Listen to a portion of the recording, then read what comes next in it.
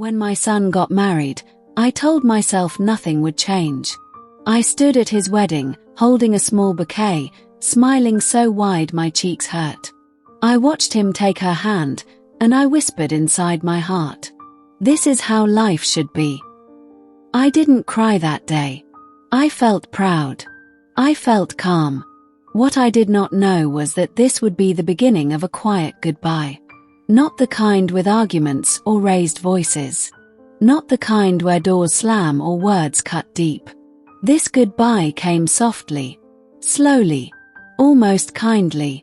It came in shorter phone calls, in visits that needed planning, in moments where I felt like I was standing slightly outside the circle.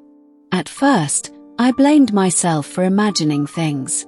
He's busy now, I told myself. He has a wife, a new life. Still, some nights felt heavier than others.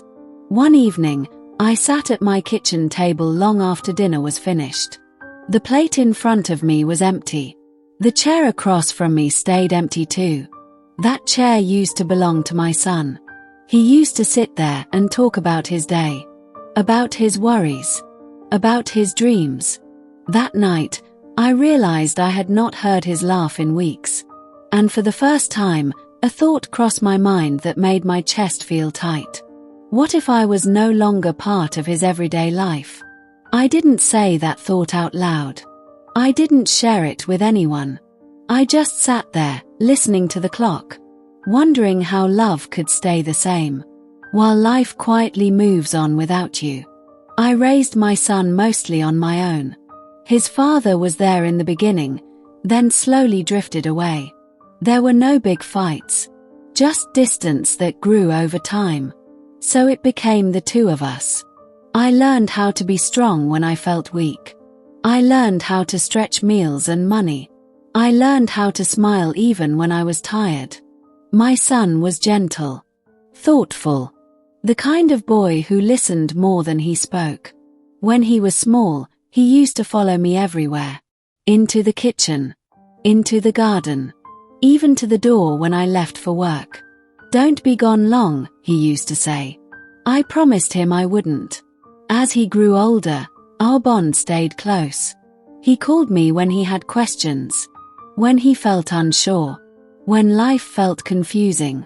I felt needed. I felt useful. Then he met her. She was kind, quiet, very careful with her words. I welcomed her into my home. I cooked meals she liked. I listened to her stories. I told myself, this is not a loss. This is an addition. When they married, I cried happy tears. I truly did. But after the wedding, things began to shift. Not suddenly, not clearly, just enough to make me pause. Calls became shorter. Sometimes days passed without a message. When I visited, I felt like I needed to watch the clock. I did not want to stay too long. I did not want to be in the way. I told myself this was normal. That children grow. That parents step back. Still, something inside me felt unsettled. When their home started to feel less like a place I belonged, I told myself I was being sensitive. I didn't want to be that mother. The one who clings. The one who complains. So I stayed quiet. I smiled. I adjusted. I did not know yet that silence can slowly erase your place in someone's life. The first moment that truly hurt came from something very small. Dinner. I invited them over and cooked my son's favorite meal. I made sure to ask first. I waited for a day that worked for them. They arrived late. My daughter-in-law looked tired. The mood felt tight. During dinner, I smiled and said softly, "You used to ask for seconds of this when you were little." She put her fork down. "He's not little anymore," she said. Her voice was calm, not angry. The room went quiet. My son didn't look at me.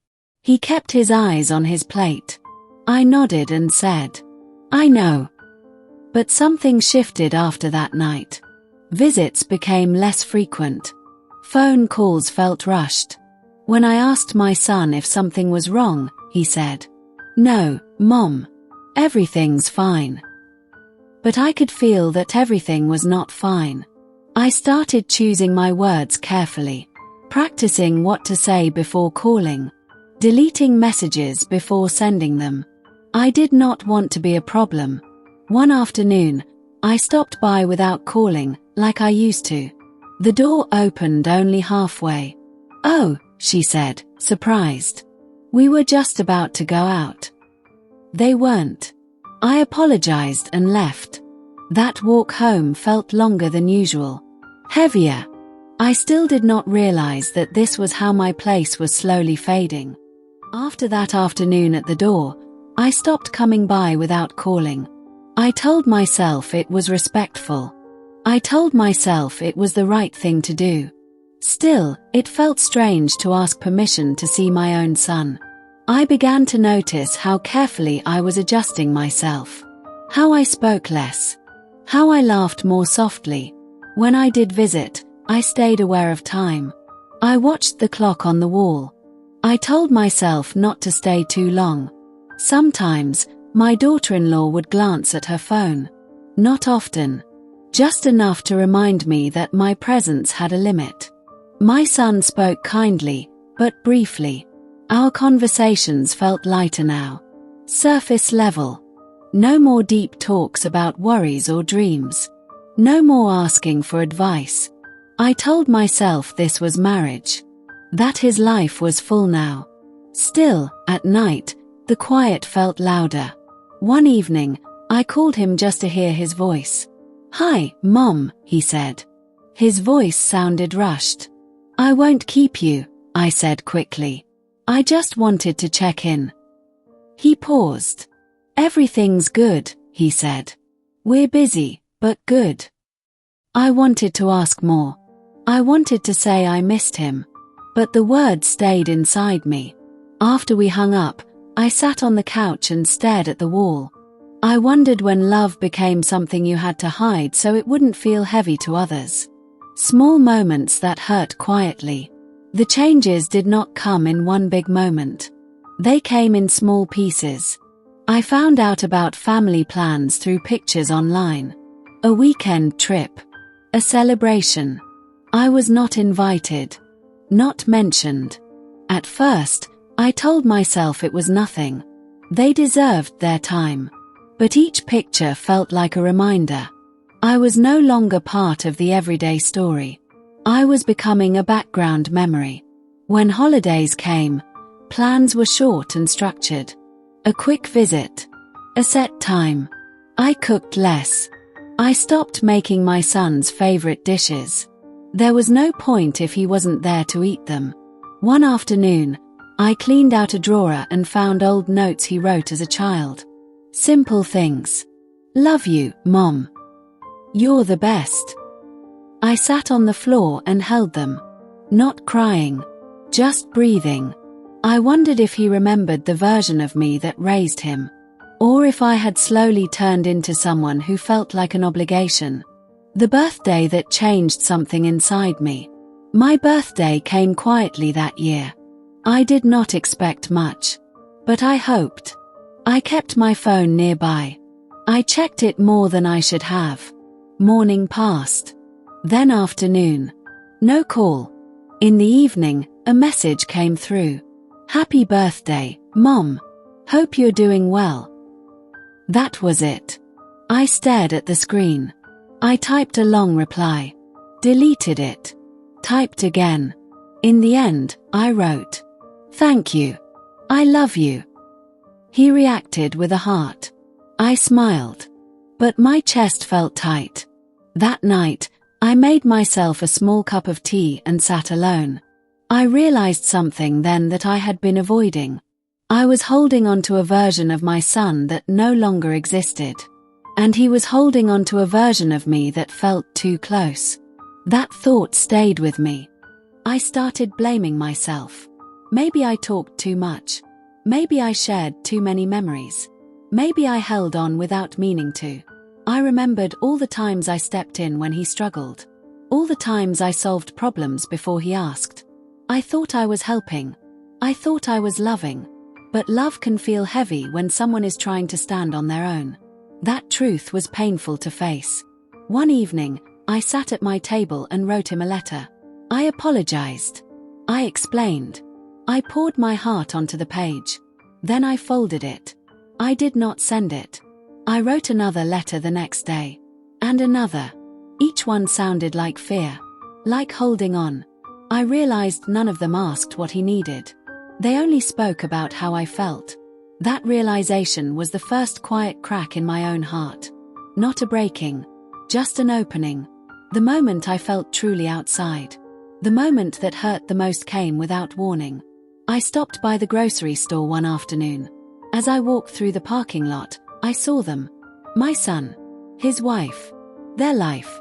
They were laughing. Moving easily together. I stood still for a moment. They didn't see me. I watched them walk away, and I felt like a stranger in my own story. I didn't follow. I didn't call out. I just stood there, holding my bag, feeling invisible. That night, I lay awake thinking. Not about anger. Not about blame. Just about distance. I realized then that something had to change. Not them. Me. Because holding on like this was slowly breaking my spirit. And that is where the real turning point began. The turning point did not arrive with a loud argument. There were no harsh words. No tears in front of anyone. It came quietly, the way most real changes do. It was a rainy afternoon when it finally settled into me. I was sitting by the window, watching the rain slide down the glass. The house felt still. Too still. I had not spoken to my son in weeks. I realized I was waiting again. Waiting for a call. Waiting for a message. Waiting to feel included. And suddenly, I felt tired. Not tired in my body. Tired in my heart.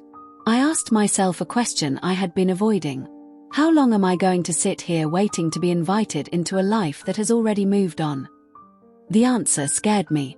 As long as it takes, I thought. That scared me even more. I stood up and walked to the kitchen. I looked around. The same table. The same chair. The same quiet.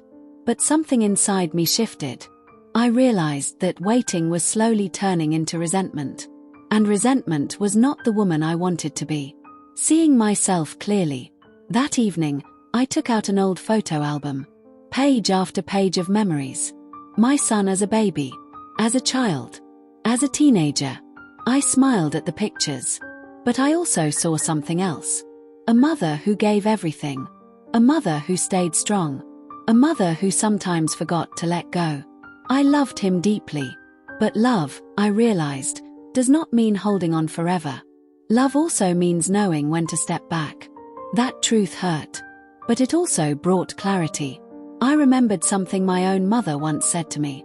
We raise them to leave, she said. Not to stay. At the time, I didn't understand. Now I did. The letter that changed everything. That night, I wrote one last letter. This one felt different. I did not explain the past. I did not apologize for loving him. I wrote simply, I see you. I see the life you are building. I am proud of you. I don't want to be a weight you carry. I will always love you, quietly, from wherever you need me to be. I folded the letter. My hands shook slightly. I mailed it the next morning. Then I did something that felt strange at first. I stopped reaching out. Not out of anger. Not to punish. But to give us both space. Real space. The first weeks were the hardest. I reached for my phone often. Then stopped myself. I went for walks instead. Slow walks. I noticed small things again. The sound of birds. The way sunlight touched the sidewalk.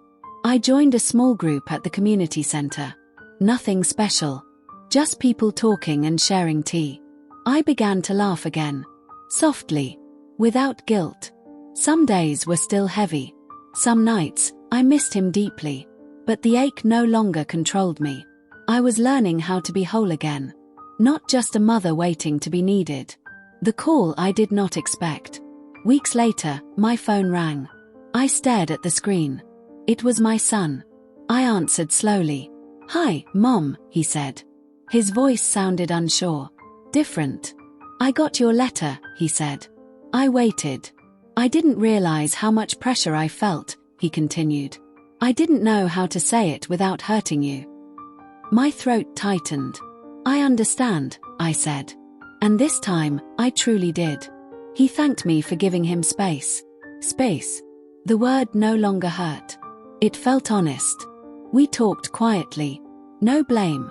No sadness. Just truth. When the call ended, I cried. Not from pain. From release. I was no longer fighting what was. I was accepting it. A new kind of relationship. After that call, something softened between us. We spoke occasionally. Not often. But the conversations felt lighter. More real. I no longer tried to insert myself. I listened. And in listening, I felt closer than I had in a long time. I understood then that relationships change shape. And forcing them to stay the same only causes pain. Letting go did not mean losing him. It meant trusting him. And trusting myself. The first weeks were the hardest. I reached for my phone often. Then stopped myself. I went for walks instead. Slow walks. I noticed small things again. The sound of birds. The way sunlight touched the sidewalk. I joined a small group at the community center. Nothing special. Just people talking and sharing tea. I began to laugh again. Softly. Without guilt. Some days were still heavy. Some nights, I missed him deeply. But the ache no longer controlled me. I was learning how to be whole again. Not just a mother waiting to be needed. The call I did not expect. Weeks later, my phone rang. I stared at the screen. It was my son. I answered slowly. "Hi, Mom," he said. His voice sounded unsure. "Different." "I got your letter," he said. I waited. "I didn't realize how much pressure I felt," he continued. "I didn't know how to say it without hurting you." My throat tightened. "I understand," I said. And this time, I truly did. He thanked me for giving him space. Space. The word no longer hurt. It felt honest. We talked quietly.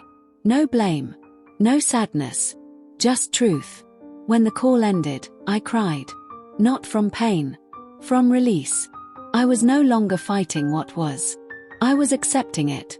A new kind of relationship. After that call, something softened between us. We spoke occasionally. Not often. But the conversations felt lighter. More real. I no longer tried to insert myself. I listened.